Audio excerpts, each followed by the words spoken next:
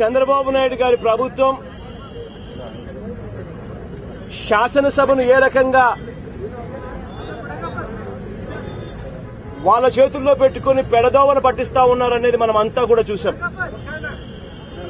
శాసనసభలో స్పీకర్ గా ఉన్న వ్యక్తి రూల్స్ కు వ్యతిరేకంగా ఏ మాదిరిగా అసెంబ్లీలో తెలుగుదేశం పార్టీకి కొమ్ము కాస్తా ఉన్నాడనేది చూసాం. రోజమ్మ విషయంలో రూల్స్ పర్మిట్ చేయకపోయినా కూడా అన్యాయంగా రోజమ్మను సస్పెండ్ చేయడం మనం అంతా కూడా చూసాం. రూల్ 342 ప్రకారం సస్పెండ్ చేశాము అని చెప్పుకుంటా ఉన్న వీళ్ళు ఆ రూలు అన్యాయము. ఆ రూల్లో అసెంబ్లీ సమావేశాలు ఎన్ని రోజులైతే ఉన్నాయో ఆ సమావేశాలు అన్ని రోజులు మాత్రమే సస్పెండ్ చేయగలుగుతారు. అంతకన్నా ఎక్కువ సస్పెండ్ చేసే అధికారం స్పీకర్ గా ఎవరికీ లేదు అని చెప్పి రూల్స్ వెరీ క్లియర్ గా చెప్పినా కూడా సంవత్సరం పాటు రోజమ్మను సస్పెండ్ చేయడం మనం అంతా చూసాం. మొన్న కూడా చూసాం ఏ రకంగా 8 మంది ఎమ్మెల్యేలు మా పార్టీ మీద వైఎస్ఆర్ కాంగ్రెస్ పార్టీ గుర్తు మీద ప్రజలు ఓట్లేసి గెలిపిస్తే ప్రజాస్వామ్యంలో ఉండి ఆ ఎమ్మెల్యేలను ప్రలోభపెట్టి చంద్రబాబు నాయుడు గారి దగ్గర ఉన్న అవినీతి సొమ్ముతో కొనుగోలు చేసి ఆ ఎమ్మెల్యేలు చివరకు డిస్క్వాలిఫై కాకుండా కూడా ఏ రకంగా చంద్రబాబు నాయుడు గారు స్పీకర్ గారు ఇద్దరు కలిసి ఏ రకంగా ఎమ్మెల్యేలు డిస్క్వాలిఫై కాకుండా కాపాడే ప్రయత్నం చేస్తున్నారో కూడా మనమంతా చూసాం. ఆ ఎమ్మెల్యేలను డిస్క్వాలిఫికేషన్ కాకుండా కాపాడేందుకు చంద్రబాబు నాయుడు గారు ఏకంగా స్పీకర్ గారు ఆ రోజు రూల్ 71 అన్నది ఏకంగా రూలే సస్పెండ్ చేసి కాన్స్టిట్యూషన్ ప్రకారము అది మన హక్కు.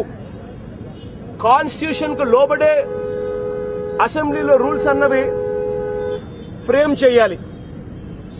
అటువంటిది కాన్స్టిట్యూషన్స్ ను అధిగమించి 179C రిమూవల్ ఆఫ్ స్పీకర్ కు సంబంధించిన రూల్ పొజిషన్ చెప్తుంది.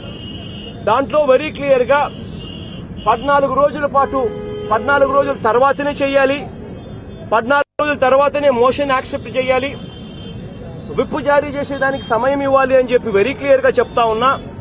కేవలం ఆ ఎమ్మెల్యేలకు కోర్టుల్లో వెసులుబాటు కల్పించేందుకు మాకు విప్పు టయానికి అందలేదు అని చెప్పి వెసులుబాటు ఆ ఎమ్మెల్యేలకు కలిగించేందుకు ఏకంగా స్పీకర్ 14 రోజుల తర్వాత పెట్టవలసిన అంశాన్ని అదే రోజు తీసుకొచ్చేసి ఏకంగా రూల్ 71 సస్పెండ్ చేసి అసెంబ్లీని జరిగించిన కార్యక్రమం మనమంతా కూడా చూసాం. ఇంత దారుణంగా అసెంబ్లీలో ప్రజా సమస్యలు వినిపించకూడదు, ప్రజల గొంతును నొక్కాలి అని ప్రతిపక్ష గొంతును నొక్కుతా ఉంటే ప్రతిపక్ష ఎమ్మెల్యేలను నిస్సిగ్గుగా అవినీతి సొమ్ముతో కొనుగోలు చేసే కార్యక్రమం నిస్సిగ్గుగా జరుగుతూ ఉంటే, ప్రలోభాలు పెడతా ఉంటే, కాపాడవలసిన స్థానంలో ఉన్న స్పీకర్ ఏకంగా తెలుగుదేశం పార్టీకి కొమ్ము కాస్తూ సహాయ సహకారాలు అందిస్తా ఉంటే నిజంగా ప్రజాస్వామ్యం కూని అయిన పరిస్థితులు చూశాం. ఇవాళ మరీ దారుణం.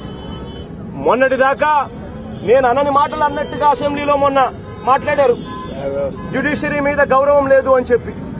ఆశ్చర్యం అనిపించింది. నేను అనని మాటలు ఆ రోజు వక్రీకరించారు. కానీ ఇవాళ నిస్సిగ్గుగా జ్యుడిషియరీ రోజమ్మకు మీద జరిగిన అన్యాయం మీద సుప్రీంకోర్టుకు పోయి సుప్రీంకోర్టు ఆదేశాల మేరకు మళ్లీ హైకోర్టుకు వచ్చి హైకోర్టులో జడ్జిమెంట్ తీసుకుని స్పీకర్ అన్యాయం చేశాడు, రోజమ్మను సస్పెండ్ చేయడం అన్యాయం అని చెప్పిన ఆర్డర్ కాపీలు తీసుకొని వచ్చి అసెంబ్లీలో స్పీకర్కి ఇచ్చిన తర్వాత కూడా చివరకు ఇవాళ అసెంబ్లీలోకి రోజమ్మను అడుగు పెట్టనివ్వని పరిస్థితి. ఇంతకన్నా దారుణమేది ఉండదు. కోర్టు ఆర్డర్ తీసుకొని వచ్చి కోర్టు ఆర్డర్ చూపించినా కూడా కోర్టు ఆర్డర్ను బేఖాతరు చేస్తూ మేము కోర్టుల కన్నా పెద్దవాళ్లము అని చెప్పి మేము కోర్టులను బేఖాతరు చేస్తాము అని చెప్పి ఏకంగా స్పీకరు తన పదవిని దుర్వినియోగం చేస్తూ చంద్రబాబు నాయుడు గారు స్పీకరు వాళ్ళకున్న అధికారాన్ని దుర్వినియోగం చేస్తూ మేము కోర్టుల కన్నా పెద్దవాళ్ళమని చెబుతూ కోర్టు ఆర్డర్లను బేఖాతరు చేస్తూ రోజమ్మని ఇవాళ అసెంబ్లీలోకి రానివ్వని పరిస్థితి. నిజంగా ఈ ఆర్డర్స్ మీద రోజమ్మని అసెంబ్లీలోకి రానివ్వకుండా ఉన్న పరిస్థితుల మీద 8:50కి నేను అక్కడికి వెళ్ళా. 8:50 నుంచి 8:50కి నేను అక్కడికి వెళ్లేసరికి రానివ్వకుండా రోజమ్మని అడ్డుపడతా ఉన్న పరిస్థితి నేను చూసా. నేను కూడా అందరు ఎమ్మెల్యేలతో పాటు అక్కడే ఆగి ఆ మేము మా ఎమ్మెల్యేల అందరూ క్వశ్చన్ చేశాం. ఎందుకు ఈ మాదిరి చేస్తా ఉన్నారు? కోర్టు ఆర్డర్ వచ్చినా కూడా ఎందుకు రోజమ్మని పంపించుకోకుండా మీరు అడ్డు తగులుతా ఉన్నారు? ఇది అన్యాయం కాదా అని చెప్పి అడిగా. గంటన్నర సేపు అక్కడే ధర్నా చేశాం. ధర్నా చేసినా కూడా వాళ్ళ వైఖరిలో మార్పు రాలేదు. దాని తర్వాత మళ్ళీ గాంధీ విగ్రహం దగ్గరికి వచ్చి అక్కడ ధర్నా చేశాం. చేసిన తర్వాత ఇవాళ గవర్నర్ గారి దగ్గరికి వచ్చి గవర్నర్ గారు ఇక్కడ లేకపోయినా గవర్నర్ గారి సెక్రటరీకి కాపీ ఇచ్చి గవర్నర్ గారికి చెప్పండి, గవర్నర్ గారికి తెలియజేయండి, గవర్నర్ గారిని ఇంటర్ఫియర్ కమ్మని చెప్పండి. ఏకంగా కాన్స్టిట్యూషనల్ రైట్స్ ను ఈ రకంగా హరించడం అన్యాయం అని చెప్పి గవర్నర్ గారికి చెప్పాం. ఈ విషయం మీద గట్టిగా పోరాడతాం. ఈ రోజు పొద్దున జరిగిన విషయం 10 గంటలకు కోర్టు దృష్టికి తీసుకొని పోయారు మా లాయర్ను.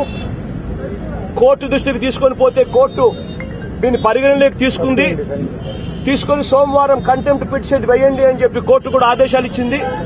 సోమవారం కంటెంప్ట్ పిటిషన్ వేస్తున్నాము. కంటెంప్ట్ పిటిషన్ కోర్టు పరిగణలోకి తీసుకున్నది కాబట్టి సోమవారం కంటెంప్ట్ పిటిషన్ మీద ఆర్గ్యుమెంట్స్ జరుగుతాయి.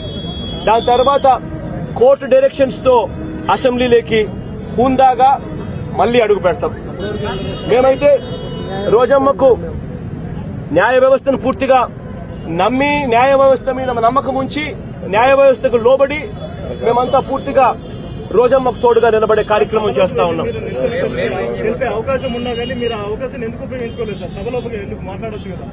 ఇవాళ సభలోకి ఒక రోజమ్మను రోడ్డు మీద విడిచిపెట్టలేక అక్కడికి పోలా.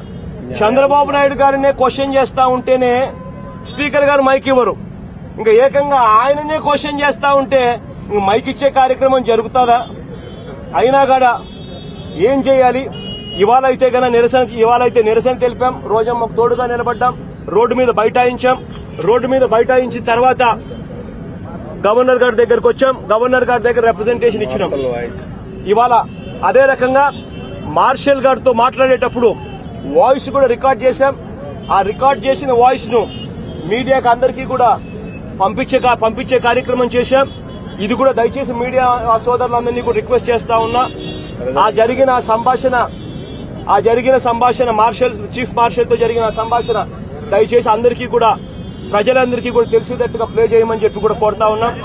రేపేం చేయబోతున్నాము, రేపు ఎలా చేయబోతున్నాము, రేపు ఈ ప్రొటెస్ట్ ని ఎలా కొనసాగించబోతున్నాము అన్నది మేము ఇవాళ అందరం కలిసికట్టుగా ఇక్కడ నుంచి కలిసికట్టుగా మా ఆఫీసులోకి వెళ్లి లోటస్ పాండ్ లో అక్కడ మేము కూర్చొని మా ఆఫీసులో నిర్ణయం తీసుకుంటాం.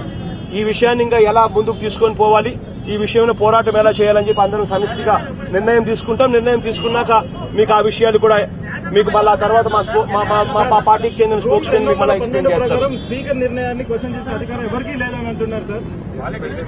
ఇవాళ వీళ్ళ ఆరోగెన్స్, అధికార పక్షంలో ఉన్న చంద్రబాబు నాయుడు గారు స్పీకరు, వీళ్ళ అహంకారం ఏ లెవెల్లోకి వెళ్ళిపోయిందనంటే మాకు కోర్టులు కూడా మాకు చెప్పినా మేము వినే పరిస్థితిలో లేము. మేము కోర్టుల కన్నా చాలా పెద్దవాళ్ళం అని చెప్పే ఆరోగెన్స్ వీళ్ళు ప్రదర్శిస్తా ఉన్నారు, అన్న అహంకారం ప్రదర్శిస్తా ఉన్నారు. ఇది నిజంగా జరుగుతా ఉన్నది. కోర్టులు చూస్తా ఉన్నాయి, ప్రజలు చూస్తా ఉన్నారు, దేవుడు చూస్తా ఉన్నాడు. ఖచ్చితంగా వీళ్ళకి రాబోయే రోజుల్లో బుద్ధొచ్చే విధంగా అన్ని వ్యవస్థలు, దేవుడి వ్యవస్థ నుంచి ప్రజల వ్యవస్థ దాకా కూడా అన్ని వ్యవస్థలు కూడా వీళ్ళకి బుద్ధొచ్చే విధంగా ఖచ్చితంగా రాబోయే రోజుల్లో వీళ్ళకి గట్టిగా బుద్ధి చెప్తారు. కాలం చెల్లిన ఆకులు రాలిపోయినా తిరిగి పార్టీ చిగురించడానికి ఇవన్నీ అవసరం. కాబట్టి కొంతమంది ఎవరైనా తమ స్వార్థం కోసమో తమ అవసరాల కోసమో ఇతరుల మీద ఉండే అక్కస్సుతో పార్టీ విడిచి వెళ్ళిపోయి ఉండొచ్చు.